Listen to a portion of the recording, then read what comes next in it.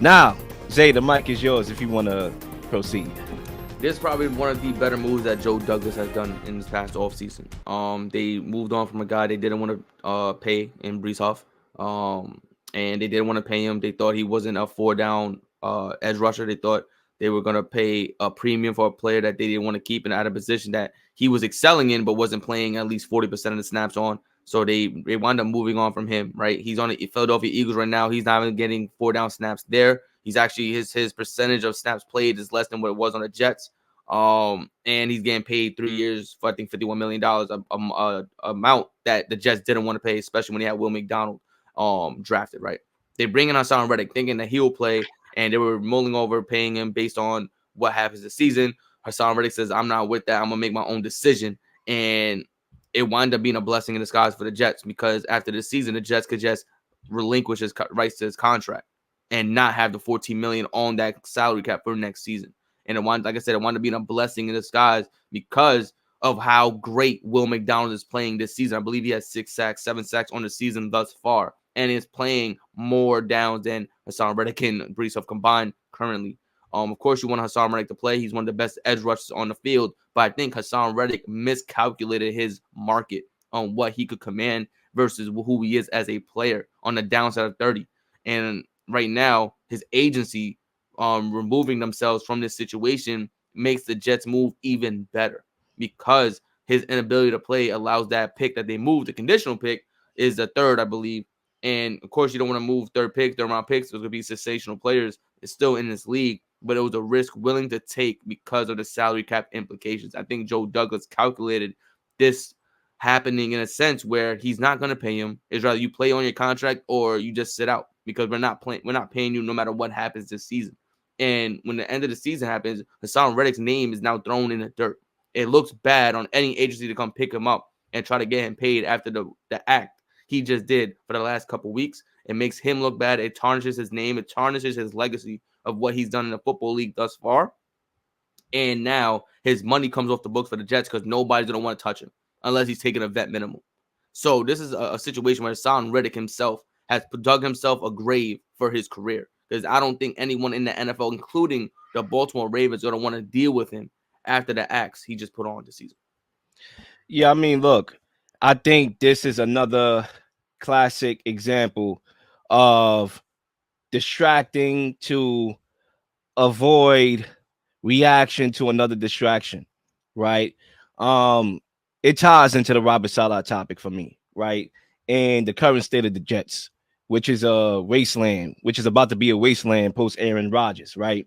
Now, going back to my, cause a distraction to ignore reaction, right?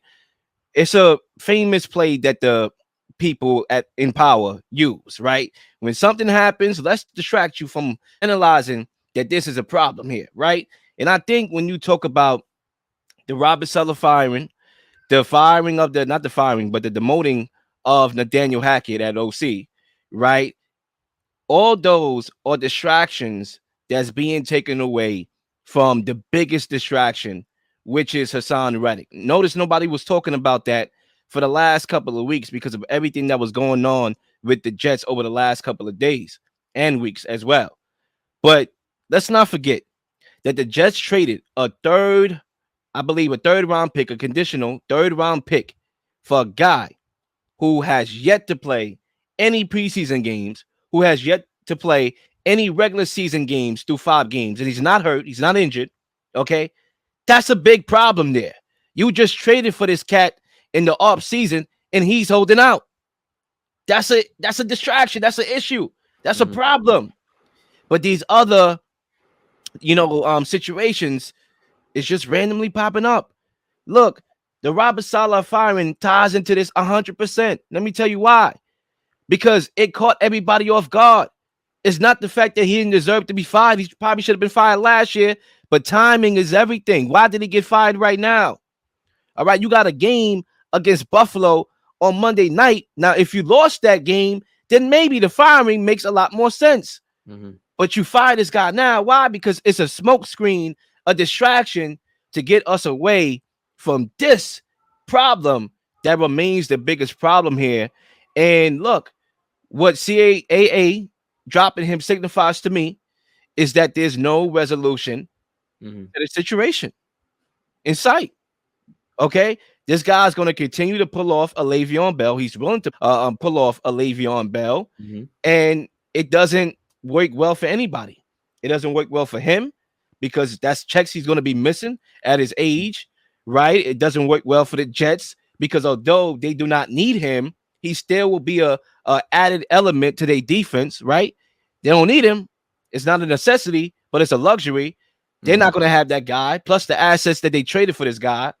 And now you mean to tell me, okay, we traded a pick for this guy who's not going to play, Mm-hmm. and we are going to go ahead and mortgage more of our future for Devontae Adams, Mm-hmm. okay, who potentially is going to leave after his contract expires because guess what? Aaron Rodgers ain't going to be there. Correct. This is what I'm talking about. The Jets are stockpiling, not picks, mistakes, and it's going to turn this franchise into a wasteland in the next couple of years.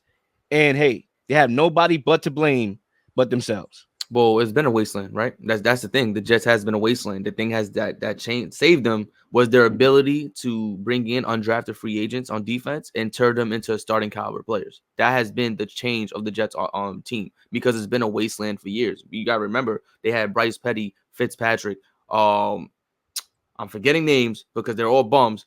Christian Hackenbergs. They did all these quarterbacks, right? I remember Christian Hackenberg. That's the dude from Penn State, right? There was a lot of there's a lot of quarterbacks that came here and rotted, right? They're done. Their careers ended as soon as they came in with the Jets because of the ineptitude of what their franchise is. This place has been a wasteland for years. As it's not new. It's been a wasteland since that whole situation with Rex Ryan. When Rex Ryan left, it's been a wasteland. Nothing has changed. Nothing has altered that. It's just that when Joe Douglas came in, his ability to find undrafted free agents, bring them in, the coaching staff on defense, ability to develop these guys into starting caliber players to then allow them to move on or become the player for the futures for this Jets team.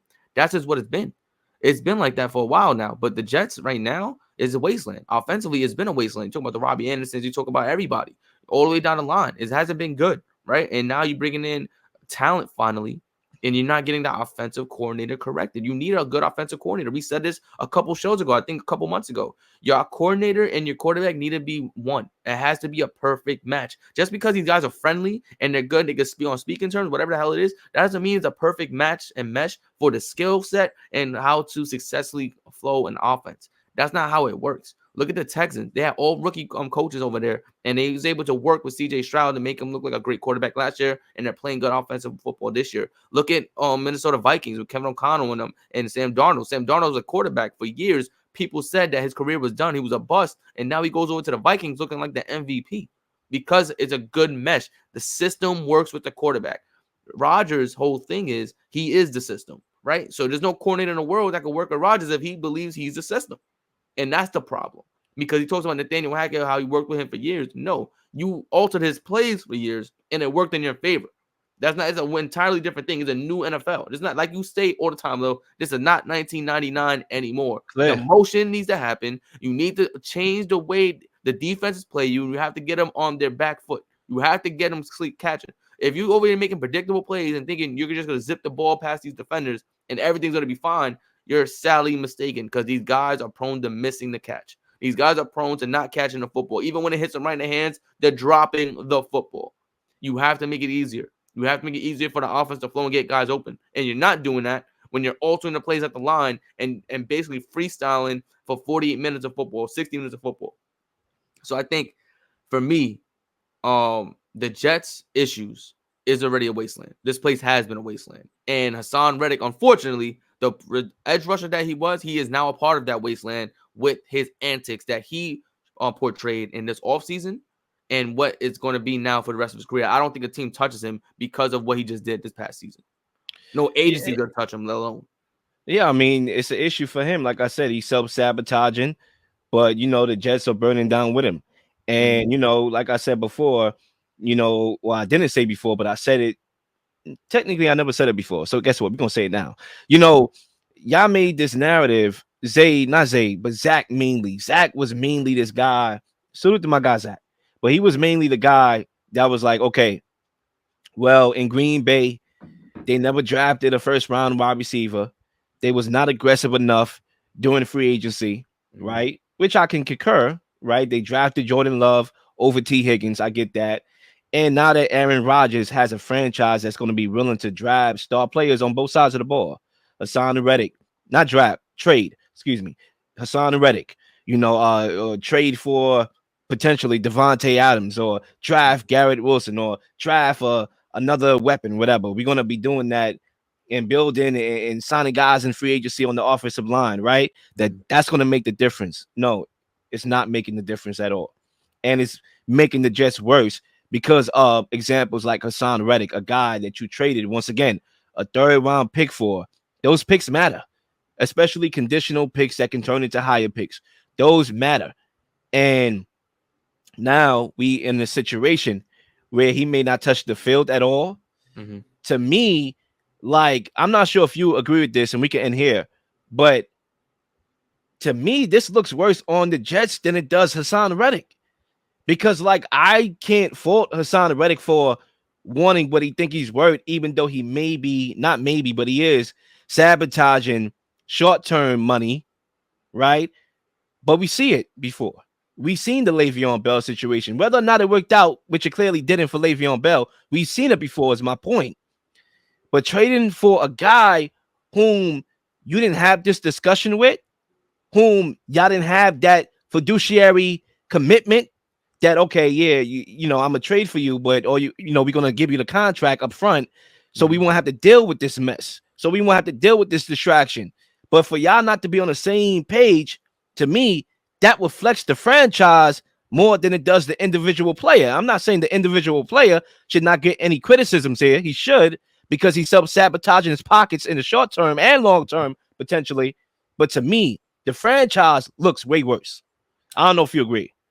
And the reason why I'm on the middle on this is because I agree in terms of trading for a player that's not going to play doesn't make any sense. It doesn't impact the team positively whatsoever. It impacts negatively, especially when you trade a player who was productive in Brees Hall, a guy who was also productive in multiple roles, interior and exterior, in John Franklin Myers, and also trading a draft pick. So you're losing assets, right?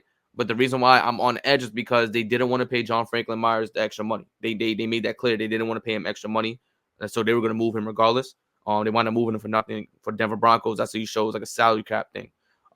They didn't want to pay Bryce off. That was evident. They were adamant on not paying him whatsoever because they felt like he overplayed his worth, his value to what the team was and what he needed. And now you see now in Philadelphia, he got paid and now he's not getting played in Philadelphia. So it seems like a wasted contract, especially in the Vic Fangio system that's supposed to be very beneficial towards the edge rushers.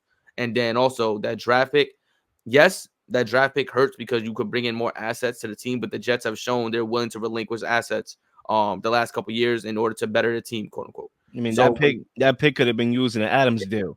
it The could have pick been that that they, pick could have been used in a draft. You could have got a great player, right? You don't know, right? The draft picks or whatever it could be. But that point being that's the reason I'm on edge is because Haason Reddick's contract, everything he's just done in the past couple weeks leading up to this, nobody's gonna want him.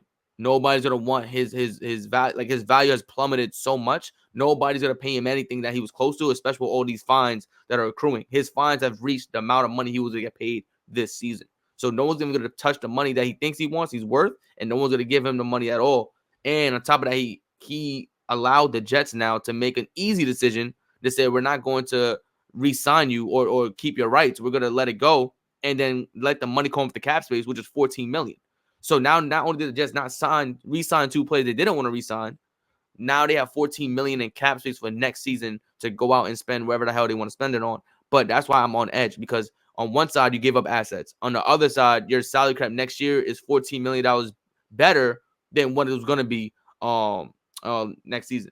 So that's where I mean, look, that's where it's like for me it's in the middle because the Jets have shown right now that this spark that they're expecting to make the playoffs. I don't think they're going to make the playoffs, and that's why I lean towards I agree with you.